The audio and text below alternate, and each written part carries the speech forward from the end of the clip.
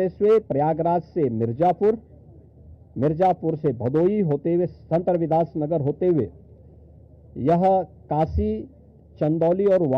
गाजीपुर में पूर्वांचल एक्सप्रेसवे के साथ जुड़ेगा। इसके अलावा वाराणसी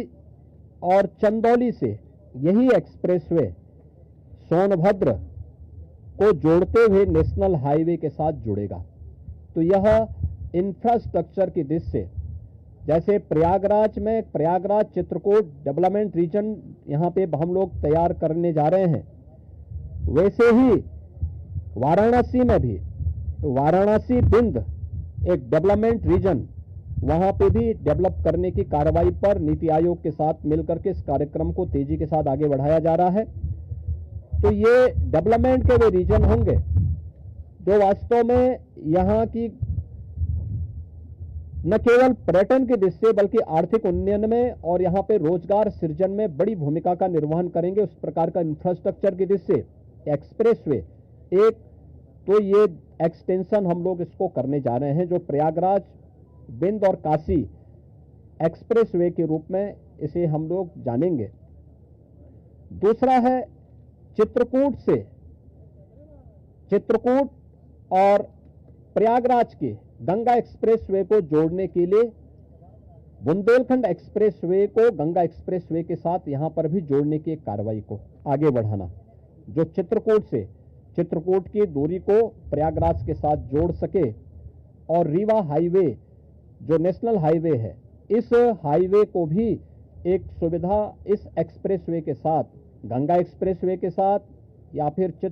बुंदेलखंड एक्सप्रेसवे के साथ जुड़ने का एक अवसर प्राप्त होगा। तो ये दो महत्वपूर्ण के साथ साथ प्रयागराज की अपनी आंतरिक चैलेंजेज हैं, ट्रैफिक के चैलेंजेज हैं, और इसमें हम लोगों ने अभी से यहाँ पर पहले आदरणीय प्रधानमंत्री जी की प्रेरणा से भारत सरकार के राष्ट्रीय राजमार्ग विभाग ने लखनऊ रायबरेली होते हुए प्रयागराज की दूरी को बहुत आसान किया है, जिसमें गंगा नदी पे एक 6 लेन का ब्रिज भी बन रहा है। इस समय हमने उसकी एक व्यवस्था स्टील ब्रिज दिया है इस पूरे महाकुंभ के दौरान, जो प्रॉपर रूप से कार्य कर रहा है, लेकिन वह नया ब्रिज भी समय रहते हुए कंप्लीट हो जाएगा। ऐसे ही अन्य कनेक्टिविटी के लिए यहां से मिर्जापुर, जौनपुर, वाराणसी, आजमगढ़, गोरखपुर की कनेक्टिविटी को बनाए रखने के लिए यहां पर जो मांग हो रही थी, प्रयागराज शहर की तरफ से सलौरी और हेतापट्टी के बीच में, झूसी के बीच में इस पूरे ब्रिज को बनाने की कार्रवाई को, 4 लेन के एक ब्रिज को सरकार इसको बनाएगी।